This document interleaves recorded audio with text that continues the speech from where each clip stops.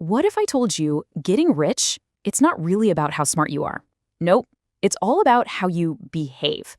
That's the huge idea in Morgan Housel's amazing book, The Psychology of Money. So let's get into it and unpack some of the biggest lessons from it.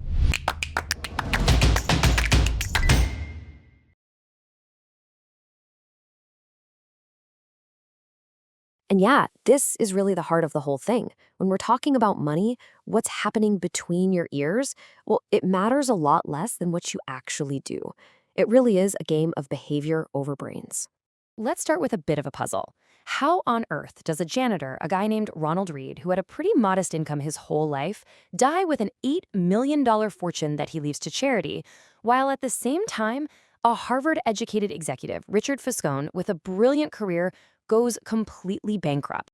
Well, the answer gets right to the heart of the book's big idea. Managing money isn't a hard science like physics, with all these strict rules. It's a soft skill. It's not about what you know. It's all about how you act. Your behavior is what gives you the edge. Right, so what this all boils down to is that the stories of Ronald the janitor and Richard the executive, they show us something really powerful. Simple patience and discipline can actually outperform raw intelligence when that intelligence is paired with greed and impatience. And what's so wild about their stories is that this kind of thing really only happens in finance. I mean, think about it. You'd never see a janitor outperform a Harvard-trained surgeon in an operating room, right? No way. But in the world of investing, a janitor can absolutely crush an executive because behavior is that one single variable that can beat credentials every time. So how is that even possible? Well, it turns out that our own personal experiences with money, which, if you think about it, are just a teeny tiny slice of everything that's ever happened, they actually shape something like 80% of how we think the whole money world works. And this leads to a really big idea in the book. Nobody is crazy when it comes to their money decisions. I mean, if you grew up when inflation was super high, you're going to see risk and saving in a totally different way than someone who grew up when prices were stable.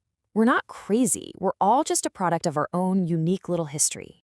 And you can see this so clearly on this chart. If you were born in 1970, you literally watched stocks go up 10 times over during your teens and 20s. But if you were born just 20 years earlier, in 1950, you saw them go basically nowhere. Your birth year alone can completely warp your lifelong view of the stock market. And it's the exact same story with inflation. Someone born in 1960 saw prices literally triple when they were young and forming their ideas about the world. But someone born in 1990, they've barely had to think about it. It just goes to show how two people can have completely opposite but equally valid views on the economy, and it's all based on nothing more than when they happen to be born. Okay, so our personal history is a huge piece of the puzzle, but it's not the only thing going on. Beyond our own experiences, there are these two other massive, invisible forces always at play, the identical twins of luck and risk. Take Bill Gates, for example. I mean, the guy's a genius, no one's denying that. But he also had this incredible, massive stroke of luck. He just happened to go to Lakeside School, one of the only high schools in the entire world that had a computer back in 1968. The odds of that, literally 1 in a million. That was his lucky break. That was his head start.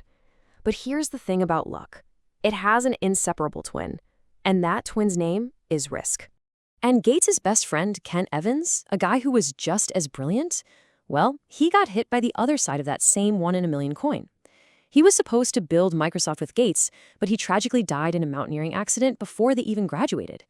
Same powerful force, same crazy odds, just pointed in the opposite directions. So what does this all teach us? Well, it's actually pretty humbling.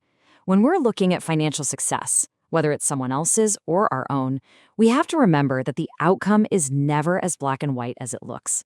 Luck and risk are always playing a role in the background.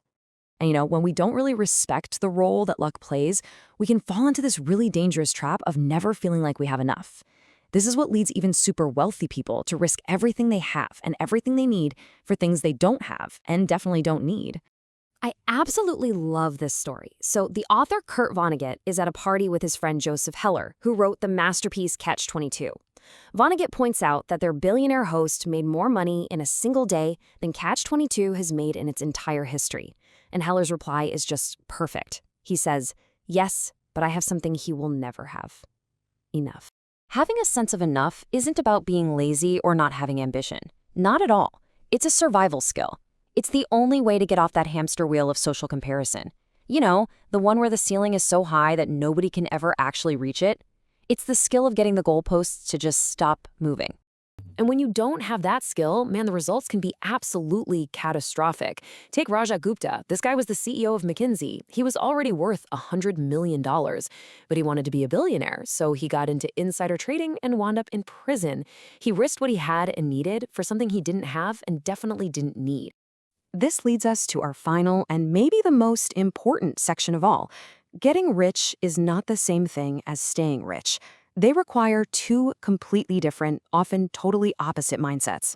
Just think about it for a second. To build wealth, you have to be an optimist, right? You got to take some risks. But to keep that wealth, whoa, that's a whole different ballgame. You need humility. You need a little bit of fear. You need the paranoia to know that what got you there can disappear in a flash. The key skill isn't growth anymore, it's survival. Take a look at this number, $81.5 billion. Any idea what that represents? That's the amount of Warren Buffett's net worth that he earned after his 65th birthday, after he was already eligible for Social Security. So here's the thing. Yeah, Buffett is a brilliant investor, but his real secret weapon is time. He's been investing consistently since he was a kid. He's survived recessions, crashes, you name it, without getting wiped out. He's simply stayed in the game long enough for the magic of compounding to do its incredible work. This right here, this is the engine of long-term optimism. Over the long haul, things tend to go up and to the right. This chart of U.S. economic growth is one of the most important pictures in all of finance. It shows that even with constant chaos, the odds of progress are in your favor over time. But, and this is a huge but, that nice smooth line hides a really messy, brutal reality. Because to get that beautiful long-term growth, you had to survive all of this.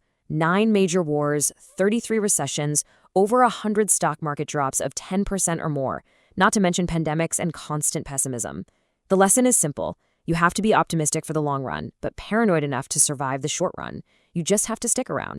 And that's why survival is the single most important skill. You need to build in a margin for error. You need some wiggle room.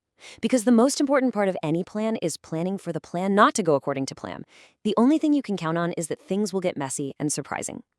All right, and this next idea, this is maybe the most mind-bending one of all. You do not have to be right all the time, or even most of the time, to end up with incredible financial success. In a lot of things, and especially with money, a tiny number of events are responsible for the huge majority of the results. Housel calls this the power of long tails. Think about it like this. The Walt Disney Company made hundreds of cartoons that actually lost money. But the success of just one 83-minute movie, Snow White, basically funded the entire empire for years. You see this perfectly in the world of venture capital. It's wild. Something like 65% of their investments lose money. The entire industry is propped up by this tiny little slice, less than 1%, that produces these monster astronomical returns. It proves you can be wrong again and again and again and still come out on top, as long as your wins are big enough. And that brings us full circle. It all comes back to behavior. It's not about finding the perfect stock pick or trying to time the market. It's about patience, humility, and playing the long game. It's knowing when you have enough, and most of all, it's about playing the game in a way that ensures you can stay in it for a long, long time. So the ultimate question the book leaves you with is this: are your financial behaviors built for survival? A look into the psychology of money gives you the insight, but the full book gives you the breakthrough. If you're ready to master your own mind, the link is in the description. Share this with someone who is also building their best self. Then like and subscribe to keep gaining clarity. Choose to grow.